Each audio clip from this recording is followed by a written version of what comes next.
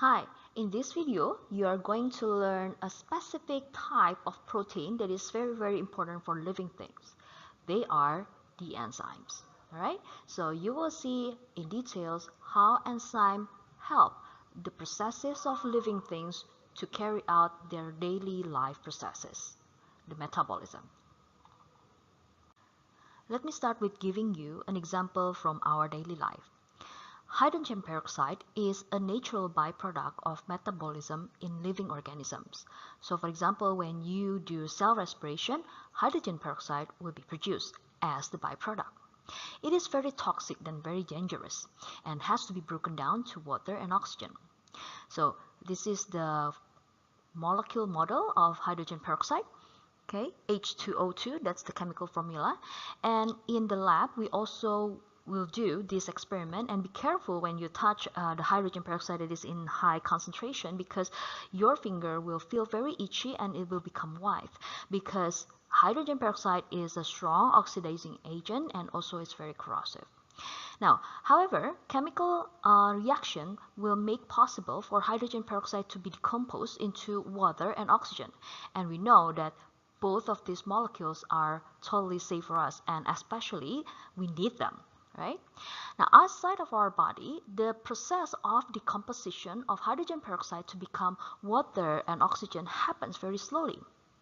Yes, we can speed it up by heating it up, but the temperature to heat up the hydrogen peroxide to become water and oxygen outside of living body is going to be very dangerous for living body or living organisms. So the question is, how to speed up the reaction in mild temperature in living organisms? We cannot heat up our body to make the hydrogen peroxide decompose, right? So there must be a way, a mechanism in our body to make the hydrogen peroxide to become water and oxygen in mild temperature. Can you guess what is the answer? Yes, the answer is using enzyme. Very easy. Now, enzyme is defined as organic catalysts that speed up a specific reaction. An enzyme, as you have may known from the previous video, it is a special member of protein. Now take a look at to this picture. The first bottle is filled with peroxide, the hydrogen peroxide, and chicken liver as the source of enzyme. The specific name of this, the enzyme that is located in this chicken liver is called catalase, right? Now, what can you see in this bottle? Can you see the bubble start to be produced? Those bubbles are the oxygen. Remember, the H2O2, the peroxide, will be decomposed to become water and oxygen. And this oxygen will be found in form of bubbles. However, the other bottle, it's also filled with hydrogen peroxide. However, there is no enzyme. If you want to have the bubbles of oxygen to appear, you have to heat it up. And without the heat, the process could happen, but very slowly. So now you know that enzyme will make the reaction of decomposition of hydrogen peroxide to happen very quickly at a mild temperature. The question is, how the enzyme does this work? Alright, are you ready to know how the enzyme works? Let's start. First of all, I have to remind you that enzyme is a globular protein. If you still remember, in the previous video, we have talked about the protein conformation, where the polypeptides are folded by the intramolecular bonding to become a 3D or three-dimensional molecule. As you can see from this diagram, this is a representative of an enzyme that has a specific shape, a 3D specific shape. All right, now let's start. Step 1. If you see from the picture, there is a special site on the enzyme for a substrate to bind, and this is called active site. Can you find active site in the picture? Yes, this is active site. There is a word here, substrate. What is substrate? Substrate is a molecule on which an enzyme acts. Can you find substrate in this diagram? Yes, the substrate is sucrose. So actually, this is a diagram that will tell you how sucrose as disaccharide will be broken down through the process of hydrolysis to become the monomers, which are glucose and fructose. All right, let's continue. Now, substrate is a molecule on which the enzyme acts. The shape of an active site of an enzyme is specific to the substrate that it catalyzes. So you can see in the picture here, the active site of this enzyme really match with the shape of the molecule, which is the sucrose. So that in step 2, the substrate can bind to the enzyme active site because the shape of the substrate really mimics or similar to the active site. The binding of substrate to active site happens due to random movement and collision of molecules. I hope you still remember when we talk about diffusion. In gas, liquid, and solid, molecules move the fastest in gas state, while in solid state of substance, molecules move very, very slowly. So that's why in this reaction, if you remember our previous slide, when you see the chicken liver in the peroxide bottle, inside a bottle, the liquid will make sure that the peroxide can have random collision with the active site in the chicken liver. All right. So again, molecules, substrate can come to the active site because of the movement of the molecules due to heat or certain temperature, and then at one point it bump randomly to the active site, and this can cause reaction. All right. Now let's continue with step number 2. Step 2. When a substrate binds to the active site, the whole arrangement is now called enzyme substrate complex. So this is a terminology that you have to know. Enzyme substrate complex means it is an arrangement when a substrate binds to the active site of an enzyme. All right, let's continue with the next step. Step number 3. When the substrate binds to the active site, the bonding of the substrate are weakened, thus making the reaction to happen easier in milder temperature.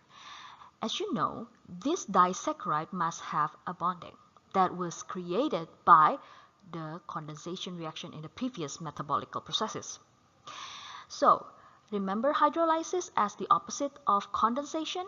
So it means that water has to be inserted back to break apart this disaccharide into the monosaccharides. But of course, without enzyme, this must happen in a high temperature. However, with enzyme, it will happen in milder temperature and faster rate of reaction. Why? Because enzyme helps the bonding between these two monomers to be weakened so that the water can be inserted easily. Without high heat, this process can happen. At the end, we'll come to step 4. After the reaction happens, the products are released, which are fructose and glucose. Then, as you can see, the enzyme back to free state, and this can be reused. So it's kind of like a cycle. Enzyme can be used many times. All right. So therefore, enzyme catalyzes a reaction without being part of a product. So it can be reused. I hope you understand the details of how enzyme does it work to speed up reaction so that the reaction that normally happen in the higher temperature outside of living body, it can happen in a lower or mild temperature in living body and speed up the reaction that happens. That's the works of enzyme. Now let's talk about the factors that can affect the enzyme activity. The first one is temperature. Now if you see the diagram, in lower temperature, molecules move very slowly. Thus, a random collision of substrate to active site of the enzyme will be low as well. As a result, as you can see, in a very cold temperature, where the substrate moves very slowly, okay, the reaction happens so slowly as well. Because why? The random collision rarely happen. As the temperature increases, molecules move faster and random collision of substrate to enzyme's active site happen even more. So you can see now the reaction keeps on increasing in speed. All right? This will cause the rate of reaction to increase. Now, Until one point, this is the maximum speed of reaction. When you keep on increasing the temperature, the other or the opposite effect will happen. Instead of keep on increasing the reaction, what happens is the reaction start to decrease very, very quickly. Why? Do you remember denaturation? That protein can be changed because of changes, significant changes in temperature? Yes, that's what happened. When temperature is too high, the enzyme will be denaturized. And it loses its conformation because because of the heat, the molecule will vibrate, the polypeptide will vibrate, and they will lose their protein conformation.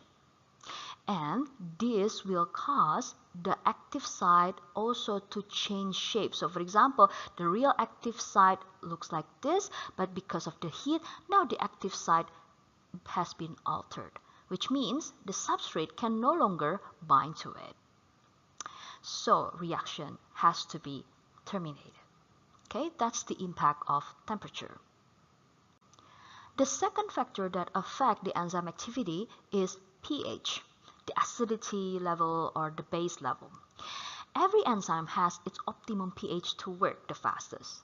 Not always 7, okay? Yes, mostly 7. For example, our salivary enzyme, the amylase, it works best in neutral pH.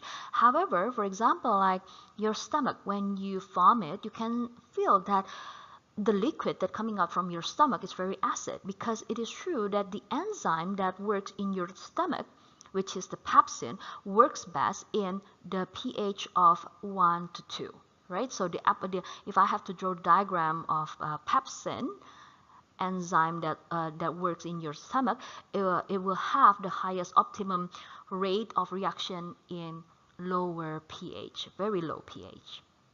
Now, let's see and go back to this diagram. Let's say this enzyme works very well in the neutral pH, which is 7. Strong acid or base can react chemically with the R group of amino acid. If you still remember, all amino acid that makes the building blocks of polypeptide, okay, the R group, it has, this is the nitrogen, hydrogen, okay, and then the OH, the double bond, okay. Now, this R group can make reaction with strong acid and base. So what will happen when the strong acid and base are added? You can see from here, for example, this is an acid molecule. They will make the protein conformation of conformation of the protein is gone, because instead of the R group attract to other R group in the polypeptide, now the R group attracted with the acid, the strong acid or base. So as you can see from here, the active site has lost its shape, and this is denaturation of the protein. Since enzyme and substrate work as key and lock model, now the lock has been changed. So the key, which is the substrate, can no longer fit it. Therefore, the substrate can no longer bind to the active site, and the reaction stops. Now, compared to the temperature, where at the beginning, if you still remember the diagram for the temperature, it kind of like this for the temperature, right? Because lower temperature will not denaturate the enzyme. However, in pH diagram, you have to see that the range of the graph is so narrow, because the acid and base is very strong, and they can alter the R group bonding between in the polypeptide to change drastically. So again, for pH, enzyme is more sensitive. All right. And the last factor that will affect the enzyme activity is substrate concentration. However, please keep in your mind, in this slide, you have to understand in this graph that the amount of enzyme that is given to, let's say, test tube is remain the same all the time. However, the substrate concentration given is changes, but the amount of enzyme is fixed. So let's see what will happen. if there is a test tube with fixed amount of enzyme is given low concentration of the substrate, the collision between substrate and active site rarely happens. Of course, because the substrate concentration is low, so it means that the concentration, the collision between the substrate and the active site is pretty hard to happen, as you can see from here, low concentration, because the substrate is apart, so far away from the enzyme. It's not that crowded. All right. Now, however, when the substrate concentration is getting higher, as you can see here, if the substrate concentration is kept on added, okay, however, no additional enzyme is added, the rate of reaction will also increase, as you can see from here, because the condition is more crowded now, and the collision between the substrate molecule to the active site will happen more and more. Now, however, in a very high substrate concentration, the rate of reaction will reach its maximum capacity, and instead of keep on increasing, it will level off. Why? Because if you see in this picture, all enzymes are busy, or in scientific terminology we call it, they are saturated, they are fully occupied. All right. Now, therefore, other substrate has to wait for the active site to be vacant after the enzyme do the reaction to the previous molecules that attach to it. So it is useless really to for you to keep on adding the substrate concentration to speed up the reaction without adding the amount of enzyme, because all enzyme needs time to do the reaction. So until after it reaches its maximum speed, additional substrate has to wait for the active site to be ready for the next reaction. So I hope you understand the three factors that affect the enzyme activity. So this is the fun part. We will have station 4 in our class, and this is going to be the complete experiment from the design up to the report that will help you to make your internal assessment. An independent internal assessment is an independent research that you have to make from the beginning, designing the method, finding the research question, up to doing the experiment and come up with the report. So this is the ultimate practice before in quarter 4 and the first quarter of year 12, you will do your IA. So you'll be asked to design an experiment about a factor affecting enzyme rate of reaction. So you know, at least you have learned 3 factors that will affect the enzyme activity, right? And just for your information, we have available enzymes in our lab, which are amylase, pure amylase, pepsin, and lipase. So amylase will digest starch, pepsin will digest protein, and lipase, from its name you can guess, it will digest lipid. And also catalase, which is from the chicken liver or potato tuber or any sources of living organisms, because peroxide is part of the natural byproduct. Of course, parts of the living organism also have the enzyme catalase. Right? And how about the tools? These are some measurement tools that you can use, but of course, please consult me if you have another idea what kind of measuring tools you want to use. We have data logger, oxygen sensor, pH sensor, colorimeter, and measuring cylinder. Well, maybe you got confused, like what are these things for and so on. Search more, and then you can get some ideas like, oh yeah, these tools are gonna be useful if I want to do an experiment with enzyme. And then possible independent variables, I think we have mentioned it, the temperature, pH, and the substrate concentration. And the dependent variables really depend on what kind of enzyme you want to choose. For example, if you want to do catalase, of course, the dependent variables will be the rate of how oxygen will produce. So the tips is find out the product and how to measure the rate of the product to be produced. So for example, with the oxygen, you can measure the bubble if you want. I don't know, like you have to figure it out, right? And control variables, list as many as you can. For example, if you choose temperature, it means that the substrate concentration, the amount of enzyme, and so on and so forth, has to be maintained the same. All right. So I hope you understand about the enzyme, and see you soon in the classroom. Bye.